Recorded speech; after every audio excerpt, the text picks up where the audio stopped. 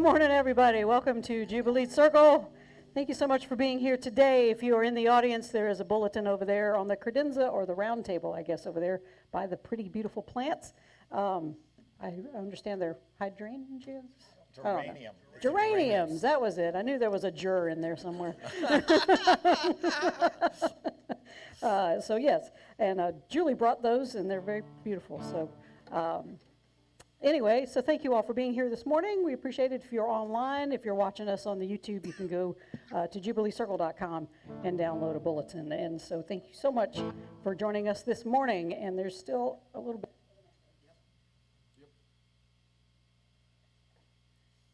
Testing 1, 2. All right, that's much better. All right, here we go. 2, 3, 4.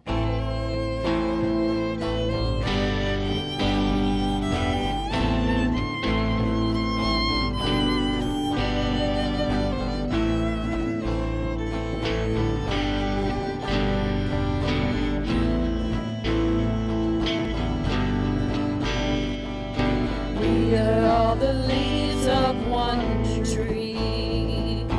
We are all the leaves of one tree.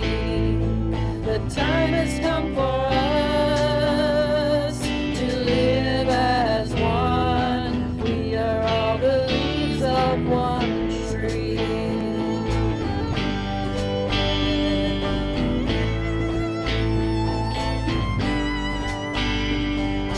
We are all the waves of one sea. We are all the ways of one sea. The time has come for us to live as one. We are all the ways of one sea. We make our home on this emerald stone. Life is born in the grace of the sun. All we see is what is yet to be. Flow with love and the heart of the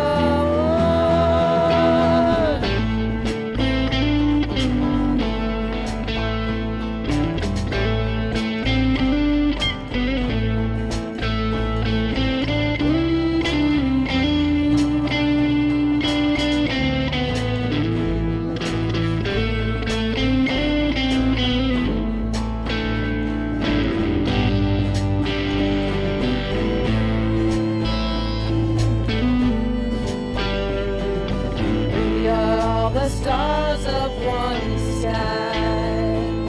We are all the stars of one sky. The time has come for us to live as one. We are all the stars of one sky. We are all the words of one song. Okay. We are all the words of one song. The time has come for us to live as one. We are all the words of one song. We make our home on this emerald stone. Life is born in the rays of the sun. All we see is what is yet to be. Flow with love in the heart of the one.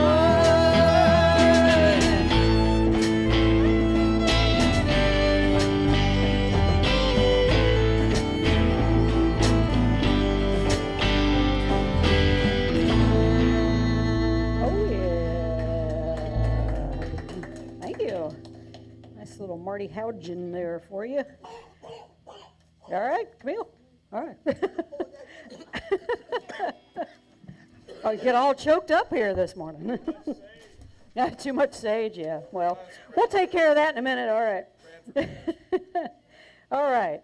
Yeah, Bradford pears, is that what's out? Yes, Bradford pears are out. That's what's causing all the, They're aggressive. Yes, they are. And pines as well. oh my. All right, so if you're hacking and wheezing, that's allergies. If you're hacking and wheezing, that means it's allergy season.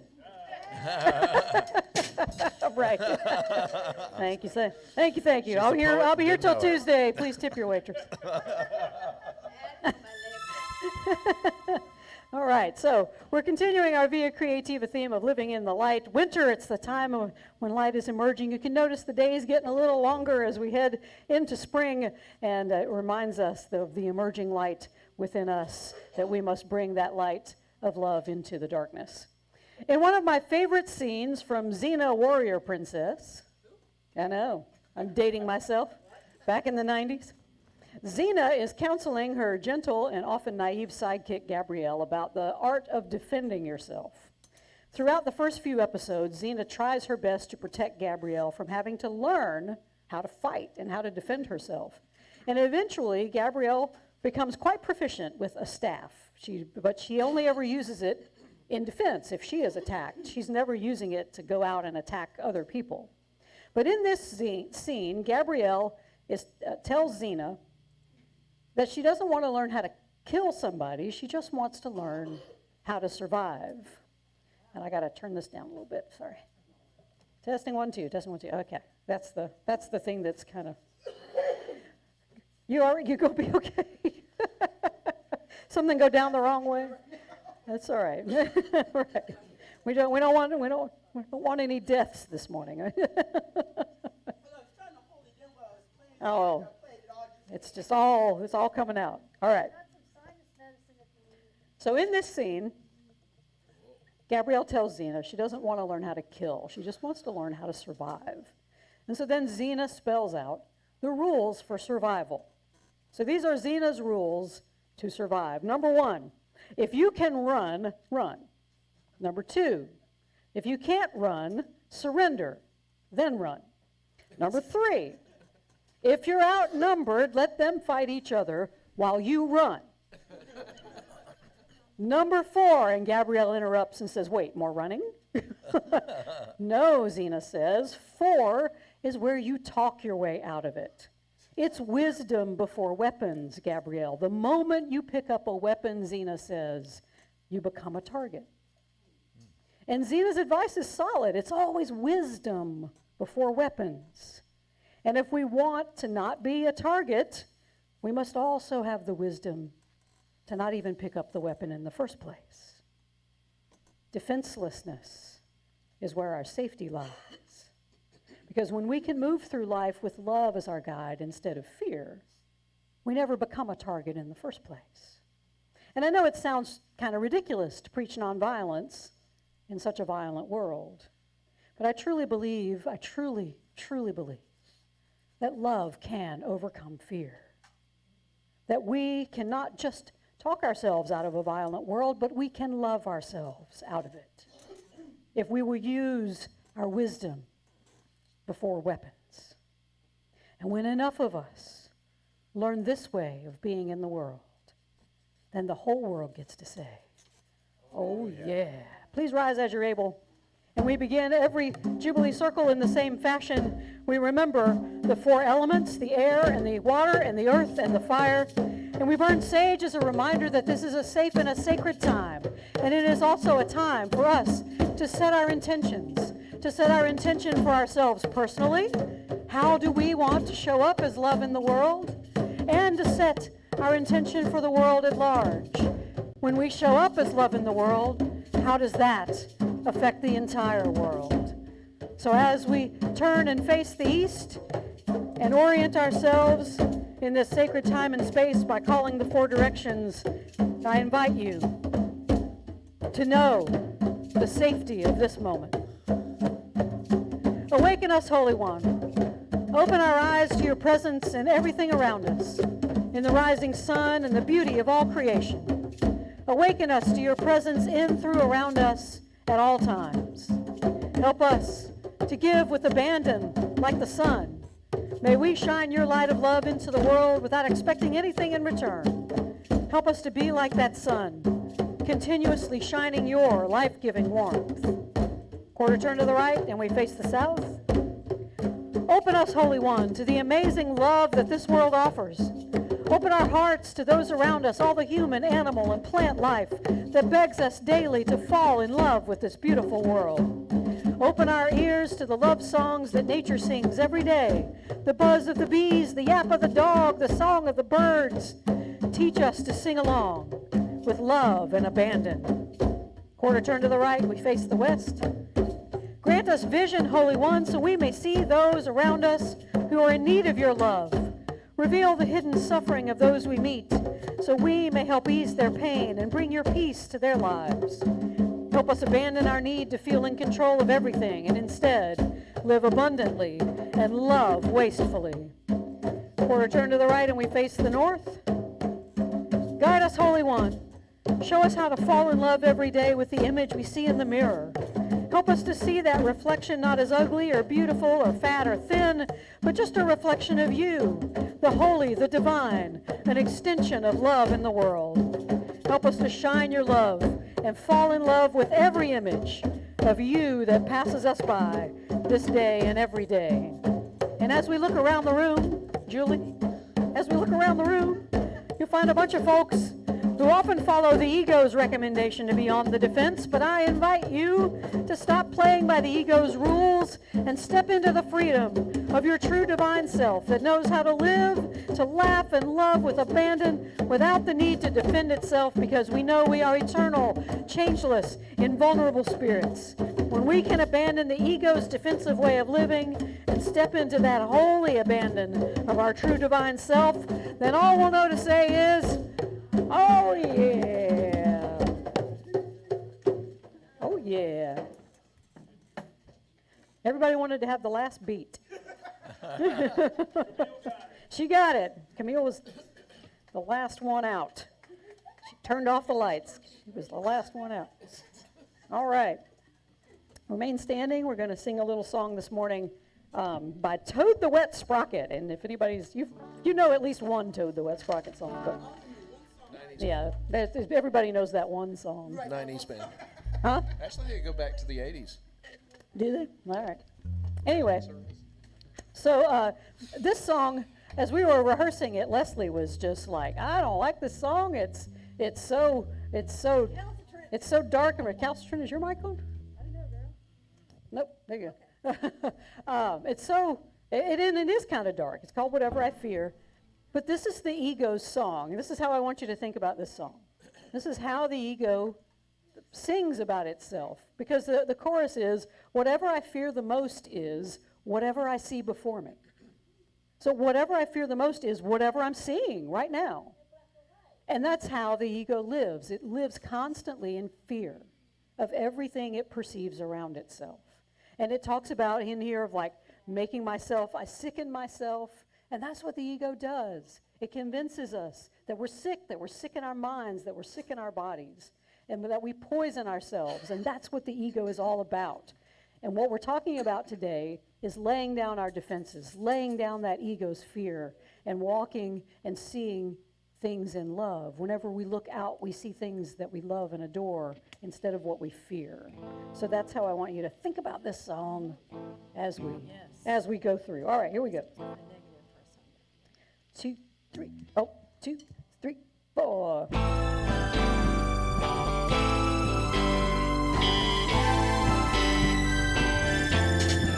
And greet one another as we sing.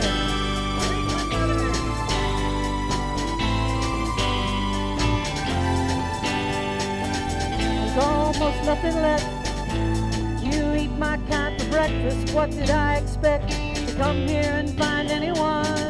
Find open arms to greet me and friends to feed me. I've sickened myself so much. You eat my kind for breakfast. You eat my kind. Whatever I feel is most is whatever I see before me. Whenever I let my guard down, whatever I was ignoring. Whatever I feel is most is whatever I see before me. Whatever I have been given, whatever I have been.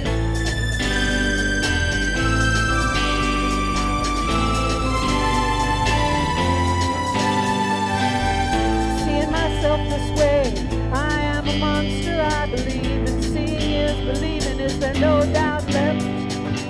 When I wake up, I poison myself, poison leaves no appetite. I sicken myself so much, I sicken myself. Whatever I feel the most is whatever I see before me. Whenever I let my guard down, whatever I was ignoring. Whatever I feel the most is whatever I see before me. Whatever I have been given.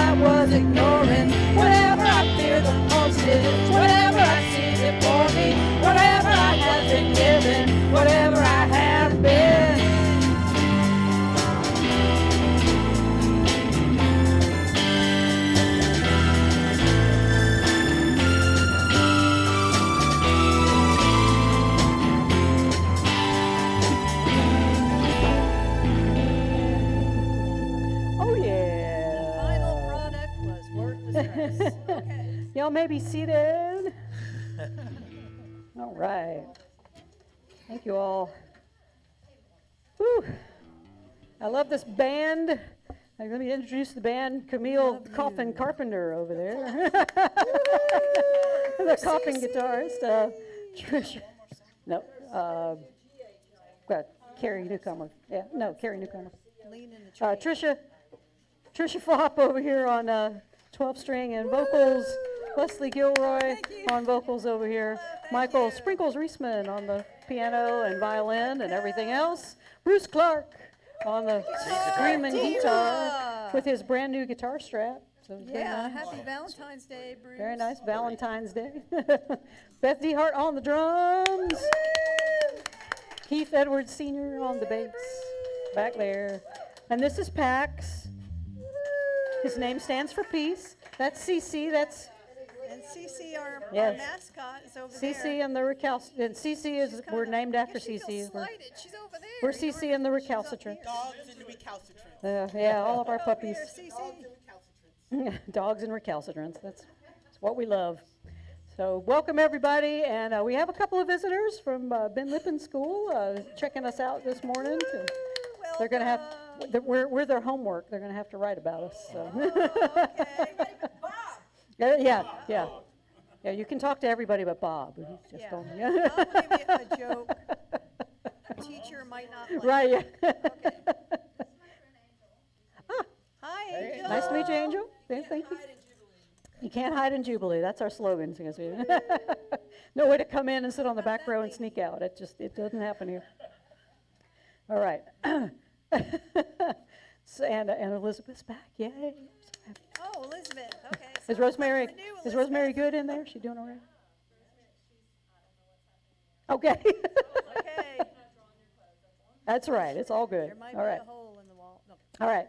So welcome, everybody. Thanks for being here this morning. We are an inclusive, progressive interfaith community in Columbia, South Carolina, broadcasting around the world. We teach the timeless common wisdom of love and unity found in mainstream religions, metaphysical philosophies, mysticism, and inspired secular and religious writers and teachers throughout the ages.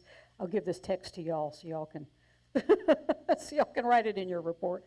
We use popular music in teaching, weekly celebrations, educational and artistic events, and other community building activities because we're trying to create a space for everybody to experience their own spiritual transformation so then they can go out and be that transformation in the world. We believe that we're all here to expand our souls, to find a deeper meaning in life, to renew our commitment to love and peace and justice, to learn how to love wastefully and undergo a transformation so complete from the inside out that we just live more and more and more into our higher divine self as we're walking around every day. We also recognize, though we're God's good creation, we are formed not just in stardust, but in love and in joy. But we humans, we forget that. We pop out into the world and we see you over there and me over here, and the judging starts and all the grievances start and our egos come and clash. And so we see everybody as either beautiful or ugly or good or bad or generous or stingy or loving and recalcitrant, obstreperous. I like that one. Intransigent. Intransigent. But, oh, bless you. Allergic. Sneezy.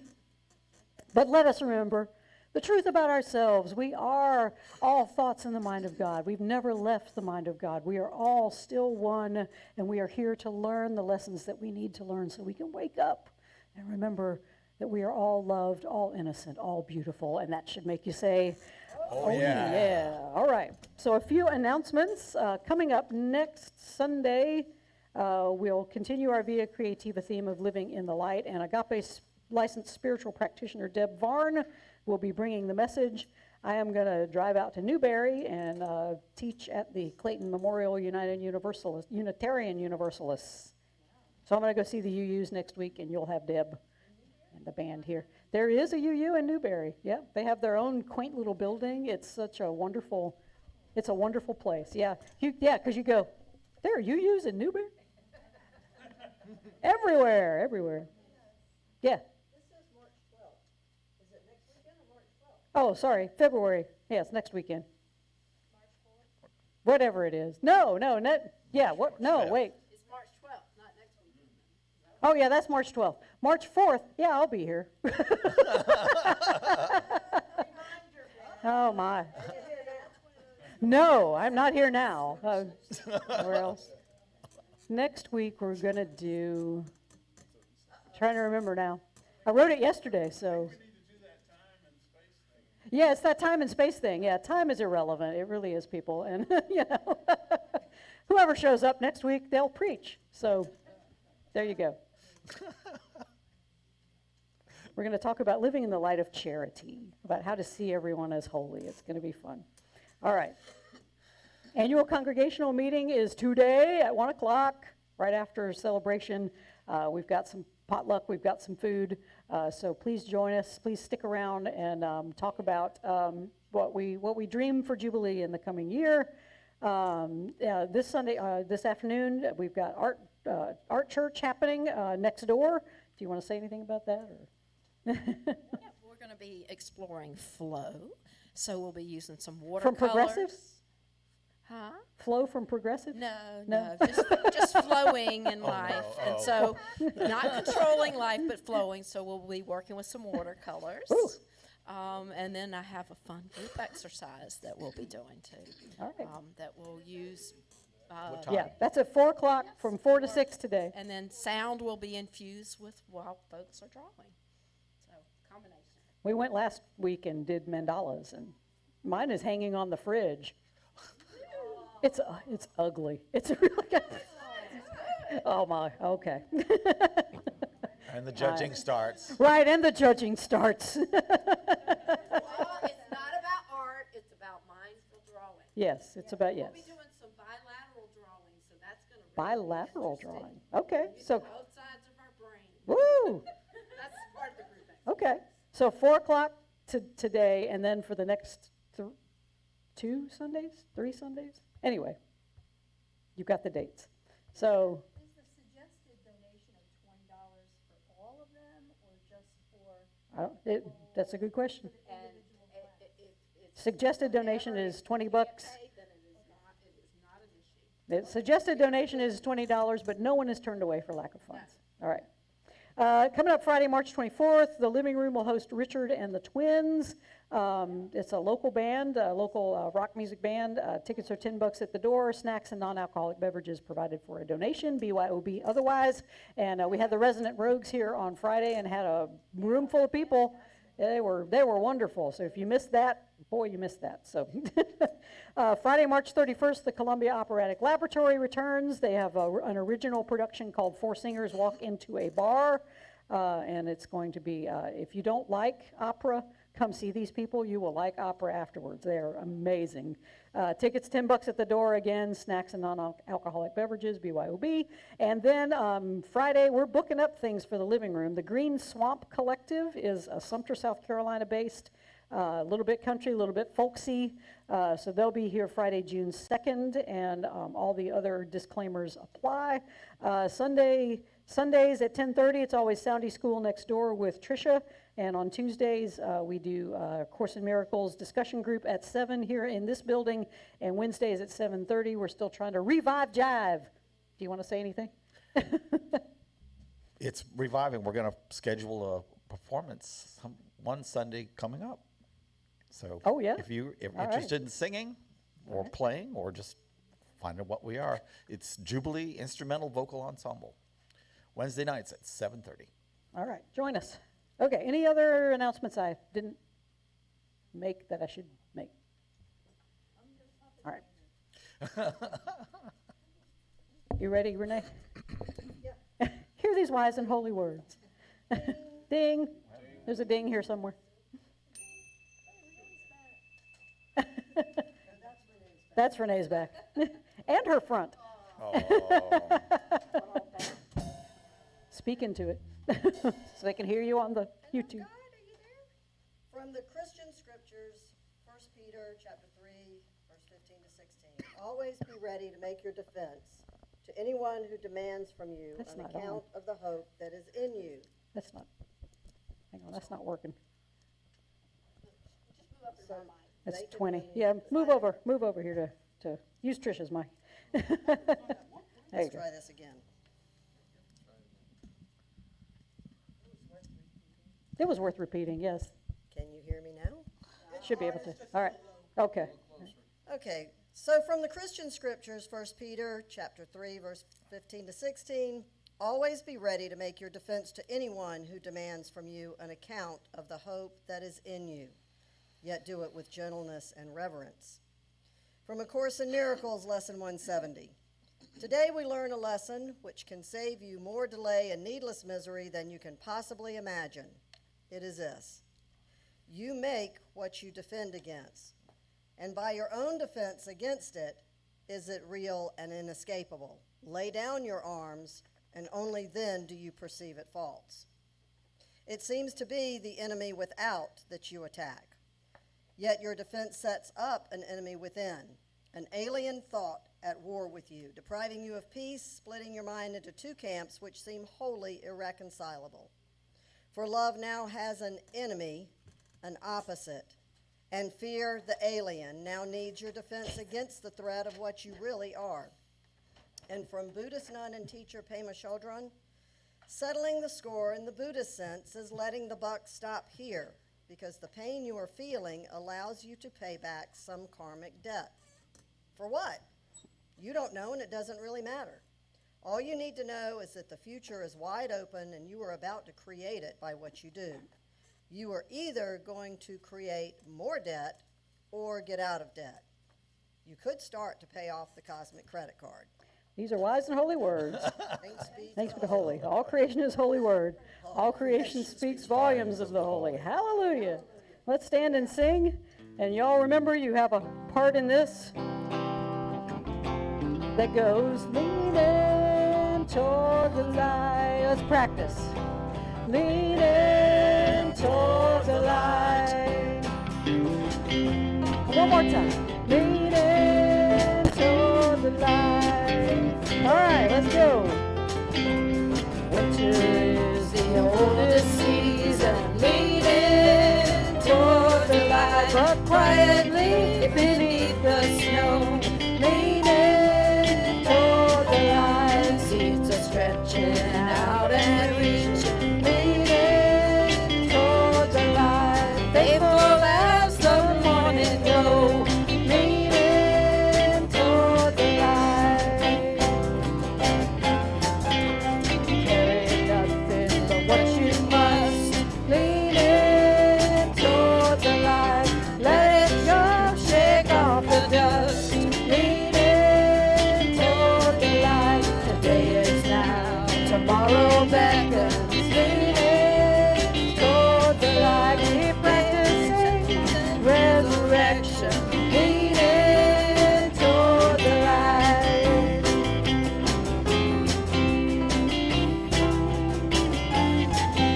The prayer I pray at eventide, leaning toward the light. All left undone, be put aside, leaning toward the light. Forgiveness is hard to find, leaning toward the light. Help me at least to be kind, leaning toward the light, leaning toward the light, leaning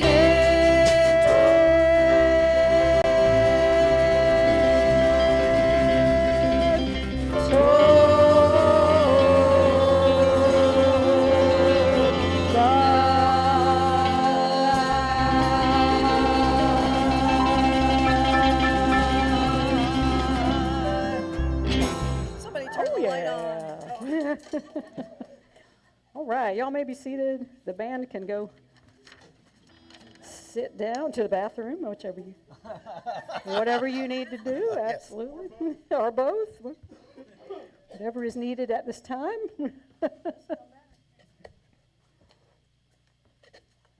All right.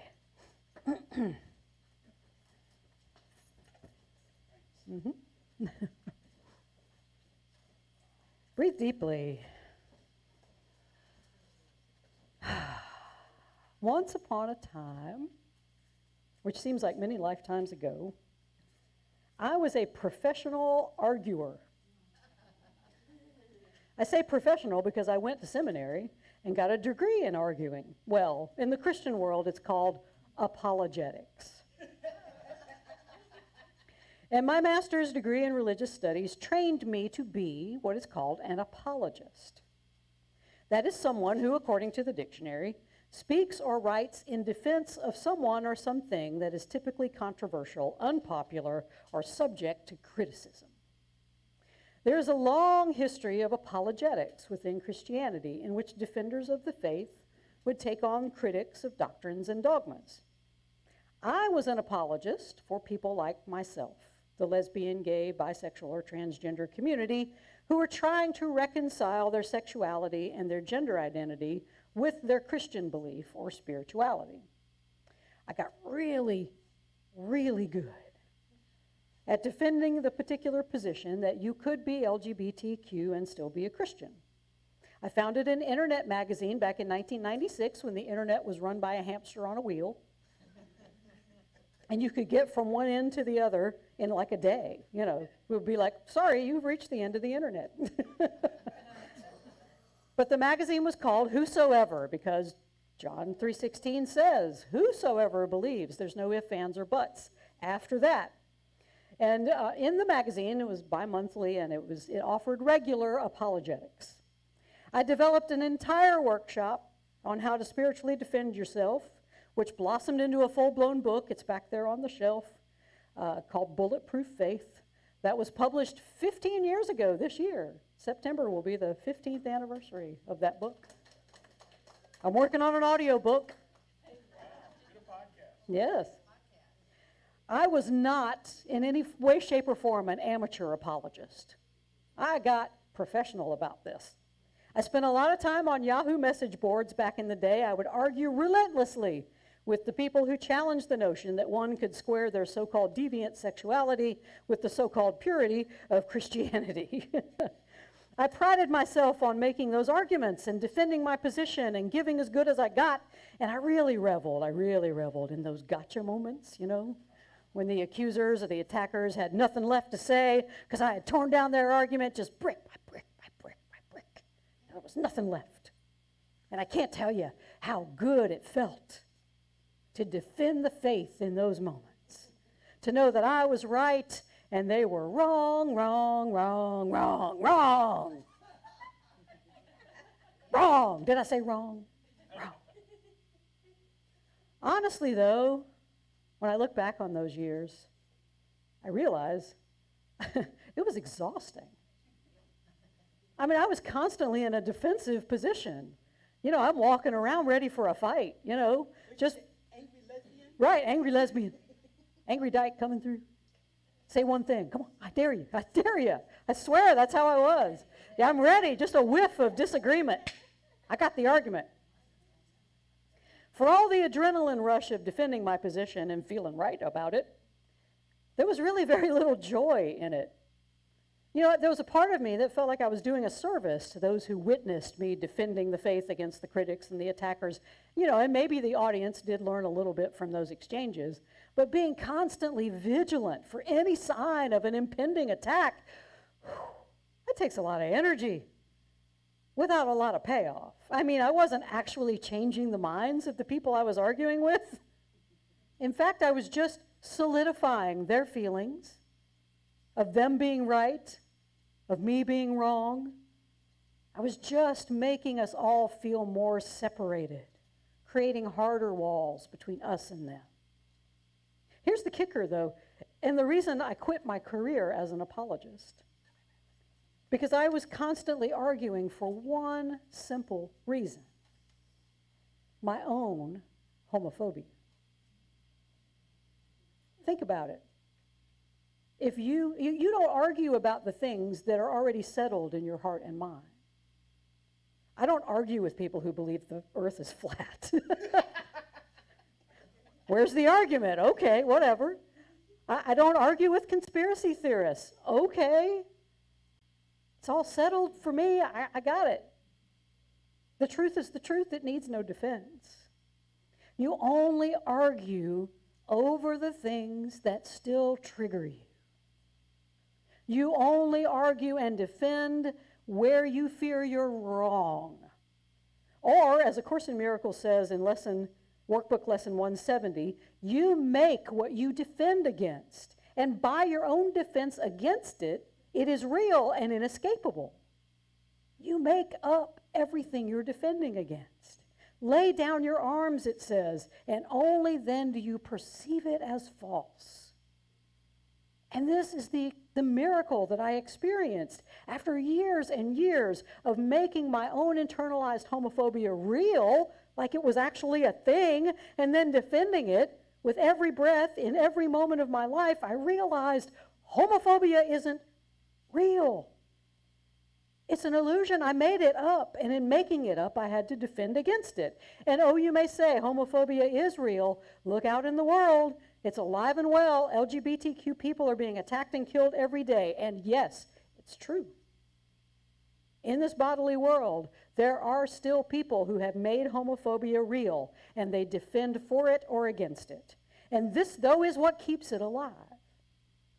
Our belief that we should be afraid of anyone or anything because of how they feel about their own or another person's sexuality or gender identity.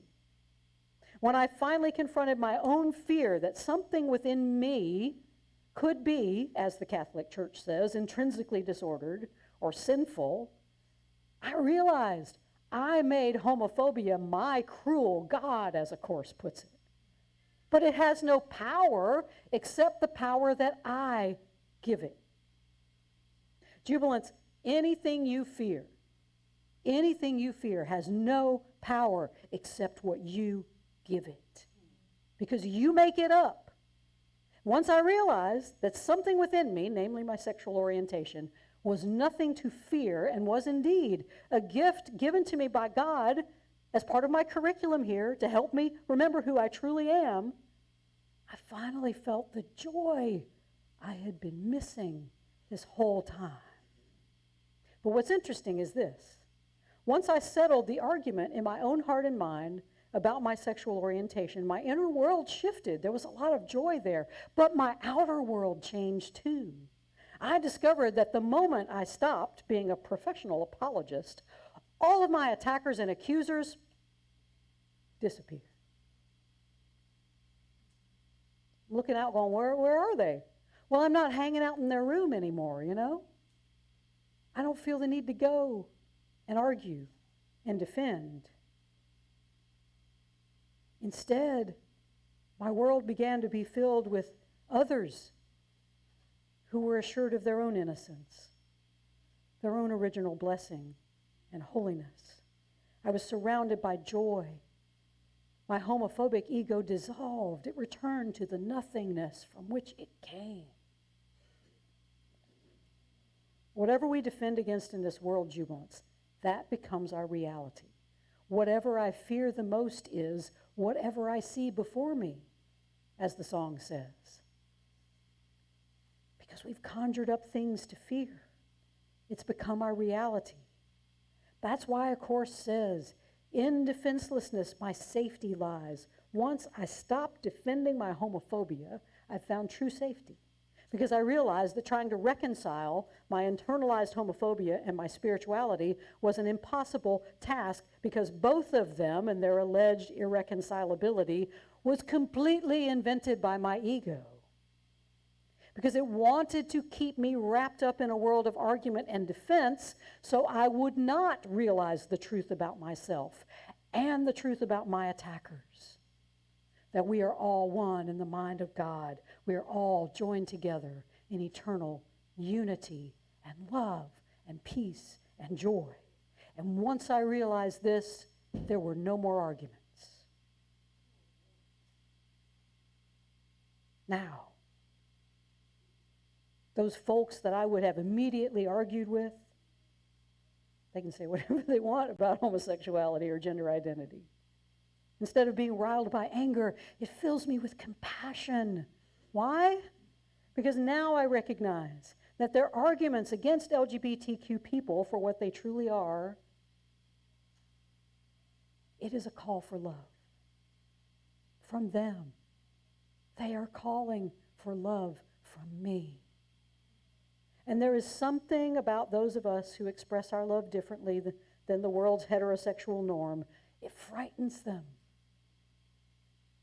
Whatever they fear the most is these people they've invented, these horrible gay and lesbian, bisexual, transgender people that they've invented, not gotten to know or try to understand, just this idea of them. Their minds are split. They're at war inside, and they've deprived themselves of peace. They've made heteronormativity their cruel God, who directs them to lash out violently against anyone who disagrees. They believe in a God that will send people to some eternal hell for engaging in that sin. The God they have made, though, is just as powerless as my homophobic God. But until they can experience the light of God's love shining away that darkness, they remain in that fear. I have arrived at a place of gratitude for everyone who challenged and argued with me over those years, because now I see they were helping me. They were answering my call for love. They were showing me the way out of my own fear. And their arguments, they were a gift to me, part of the curriculum I came here to learn. They moved me toward this place of defenselessness, so now I can be a help to them by becoming an extension of God's love to them, instead of being someone they feel they have to defend themselves against. I mean, you see the cycle, the circle. Somebody's got to break it. But this is what happens when egos are on the line. We see each other as our attackers, and we feel justified in defending ourselves and attacking back. One of us has to break the chain. It's up to those of us who are determined to see through the ego's lies, as A Course in Miracles instructs in Chapter 9, to perceive the sanity of those around us, no matter how insane we may judge their actions. And so how do we do that? Well, when I wrote that book, Bulletproof Faith, some 15 years ago, there was a Bible verse that I used as a guide. And y'all, 15 years ago, I had never heard of A Course in Miracles. But now as I'm looking back and going forward, I was preaching this stuff 15 years ago, and I didn't know. Truth is truth, man. It's everywhere. And this is just, everything turns on this 1 Peter scripture. 1 Peter 3, 15 and 16. Always be ready to make your defense to anyone who demands from you an account of the hope that is in you, yet do it with gentleness and reverence. And you're like, wait a minute, preacher, you just said no defense. Why are we making a defense? A Course in Miracles talks about the right use of denial. And that's what this defense is. When we respond to an attack as a call for love, we are being gentle and reverent. We see the sanity of the other person. We see their innocence. We revere the holy within them. When we respond with gentleness and reverence, we deny the power of their error. We deny their belief in the insanity of the world, and we offer them the alternative of sanity by offering peace and love and joy. Will our love be rejected? Well, probably. I found a lot of folks who rejected anything I tried to do lovingly on those Yahoo message boards back in the day. But what will happen if we don't offer love when we hear a call for it? Just more division, more hatred, more insanity. Look at Facebook if you want an example. Dear God. Twitter. This idea of defenselessness, though, it's very close to the ancient Hindu and Buddhist teaching known as ahimsa. It's often translated as nonviolence, but its more literal translation from the Sanskrit simply means an absence of injury. And this is the heart of dropping our defense. We no longer wish to inflict harm, not just on one another, but on ourselves as well. And since there's only one of us here anyway, we're all one in the mind of God, anything that harms others really does harm us too. We're just inflicting that pain on ourselves. So what happens when we step into defenselessness, according to our reading from A Course today, is that we save more delay and needless misery than we could possibly imagine. That's because even though we may feel attacked in this world, if we respond with love, we are the ones who break that karmic chain of attack and suffering and counterattack. And that saves time because we have decided not to travel once again through that familiar territory of grievance and attack. We know where the road goes. We've been there a million times. But when we become defenseless, when we let the buck of suffering stop with us, we save time and we pay down our own karmic debt. What debt do you owe? I don't know. And Buddhist nun Pema Chodron says it doesn't even matter. All you need to know, she writes, is that the future is wide open and you are about to create it by what you do. You are either going to create more debt or you're going to get out of debt. So she says you could start to pay off the cosmic credit card. So where are you right now, Jubilants? Do you feel under attack? Do you feel like you've got to defend yourself against something in this world that's causing you to feel fearful or to be in psychic or spiritual or physical pain?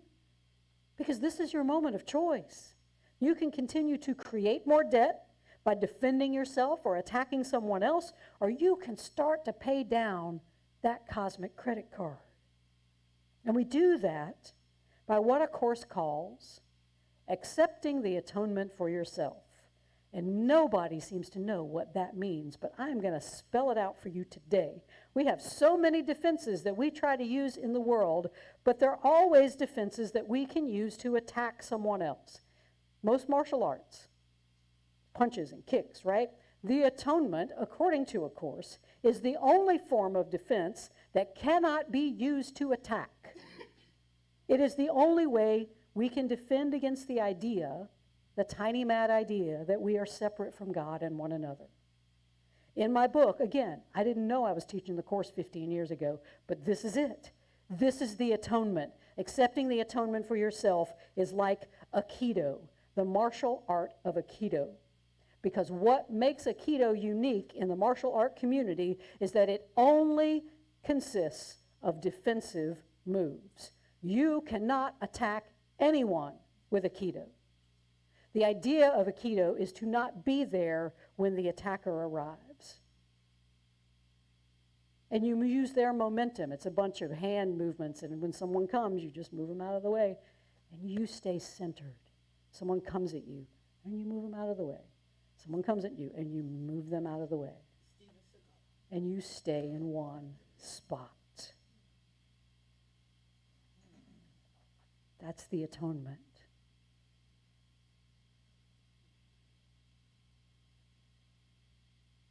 It gently moves the ego aside when it tries to attack us. We make that defense not in anger, not in judgment, but with gentleness and reverence. This is a positive use of defense because it forces us to see our attacker. It forces us, jubilants, to see our attacker as a holy child of God. Someone who is of inestimable worth. It also turns the tables on what we see as worth defending. That passage from 1 Peter, it tells us to be ready to defend the hope that is within us. That Greek word for hope. Here's your Greek lesson for the day. It is pronounced elpis. Let's say it. Elpis. E-L-P-I-S. That is the Greek word for hope, elpis. And it means the expectation of the good. Note that we are not defending our grievances. We are not defending our penchant for wanting to be right. We are not defending anything the ego tells us are important. We're not even defending our bodies. We're only making a positive defense for our expectation of the good, which is the knowledge that we're all one, that we're all innocent, that we're all holy children of God. And this, jubilance, is our ultimate hope. This is the ultimate hope within us. This is what we defend by right use of denial. We deny the insanity we perceive, and we see the truth all around us, that we are already whole, we are already innocent, we are already beloved. And when we can see this, then we can begin to live into our purpose of being that extension of love in the world, being the light of the world, All that we experience within us is compassion and love for those we are called to love. We hear that call for love everywhere once we put down our own defenses. And this jubilance is how we end the suffering of the world. This is how we pay down our cosmic karmic debt. I invite you this week to consider what it is you are defending. Are you defending your self-esteem? Are you defending your pride? Are you defending some egoic identity that you just made up in the first place? Or are you ready to live into your ultimate hope, your expectation of the good, and defend that by speaking words of love, by speaking words of peace, by experiencing the inner joy that's available to all of us, to being all of that for anyone who calls for love by lashing out in their own pain and fear and suffering. Jubilance, this is what it means to accept the atonement for yourself, to simply accept within yourself a more loving will and forgive yourself for any past unloving thoughts or actions. They're in the past. They're not happening now. From that moment, you can create a new future, one that is full of love, one that is waiting for you to be the extension of God's love in the world. So I invite you to ponder your choice this week. Because you have it, it's an either-or decision here. You can create more karmic debt by going out there and defending that egoic part of yourself that wants to be right and feel safe and perceive itself as superior to others. Or you can save some time and pay down your cosmic debt by accepting the atonement. That loving will that allows you to welcome the light of love to fill you and then shine forth into the world. There's only one choice, jubilance, that makes the whole world say, oh yeah. Breathe deeply.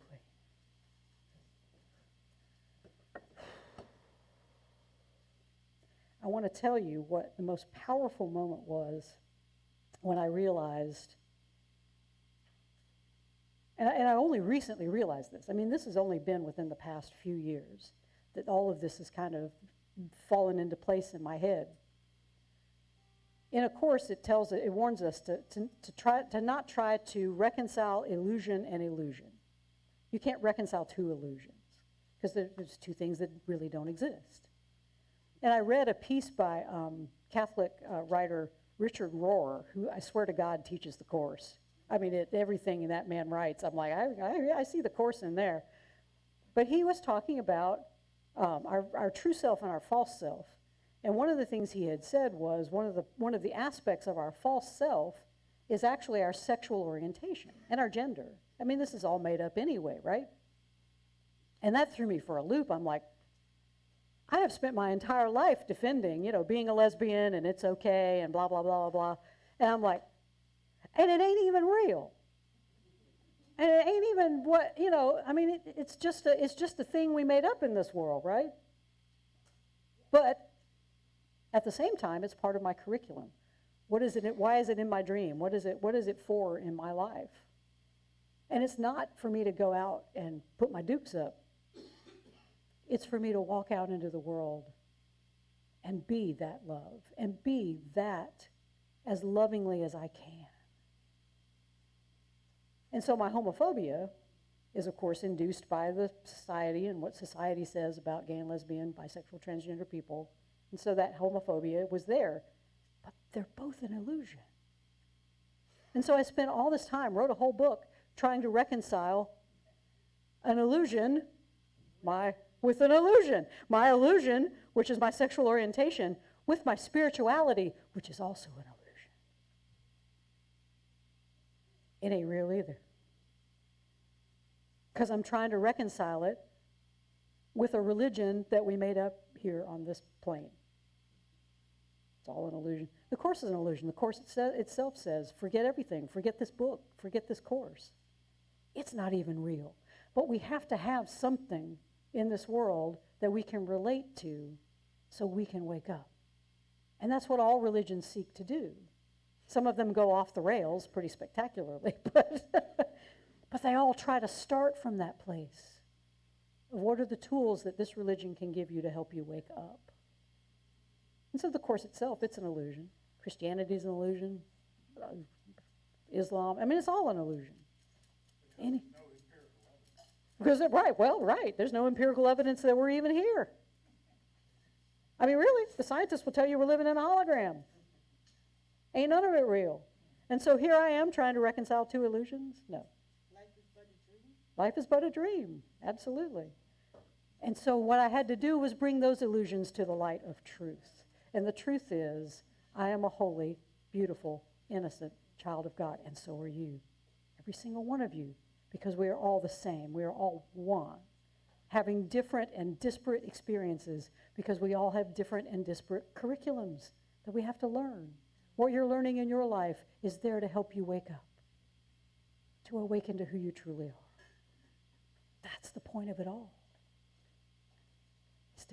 is to be woke in the best possible sense. Maybe some people are too afraid to see who they truly are. And that is true, Camille. People are afraid to see who they truly are because we're afraid of God, because we're afraid that God will ask us to sacrifice something that we think we cannot do without. And God will never do that. Because as soon as our will, as we accept the atonement, that loving will, as soon as we do that, what we want turns upside down. It was Martin Luther that said, love God and do as you please, and nobody hears the first part. Because when you love God, what pleases you will change.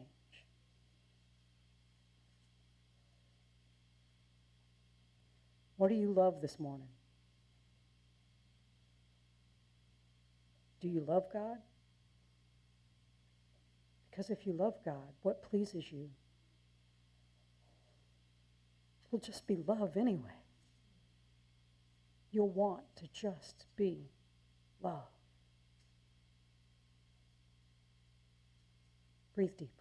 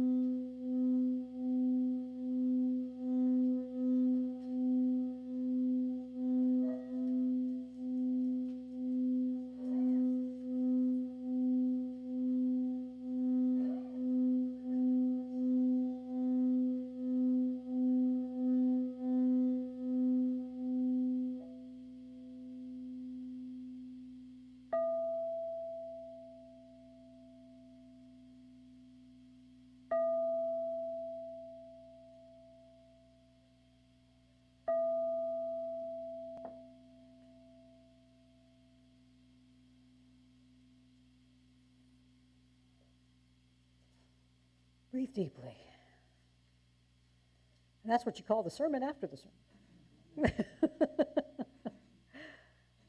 All right, so now we come to the point where we do what we have to do in this bodily world, and that is collect some money so we can keep the lights on, keep the people paid, keep the ministry going so we can be that love and that light that we want to be in this world. And we thank you for the folks who have supported us all these past few years, especially over COVID. We've broken even for the past 2-3 years, and wow, that's amazing. That is a testament to the support that we have. So thank you so much for being there for us and for continuing to be there for us. I'm going to pass this around if you want to walk the basket around. And if you are out there on the YouTube, you can go to jubileecircle.com, and there is a donate button there. You can use Venmo or PayPal. If you don't have money in the room, there are QR codes on your lyric sheet that you can use to give through Venmo or PayPal, and you can give through Venmo or PayPal there online if you're online. And you can also write us an old-fashioned check and send it to Post Office Box 4611, Columbia, South Carolina 29240. And so we thank you so much for all the support that you have given us and continue to give us here at Jubilee Circle. And we're now going to send the folks away who are on the YouTube. We're going to end our broadcast and have a little discussion in the room. And so we thank you for joining us. And join us again next week. And remember, as Meister Eckhart says, if the only prayer you ever say in your entire life is thank you, it will be enough, because that means that we are right in this present moment. That's where gratitude puts us. So together we say, thank you. And we say, oh yeah. We'll see you next week.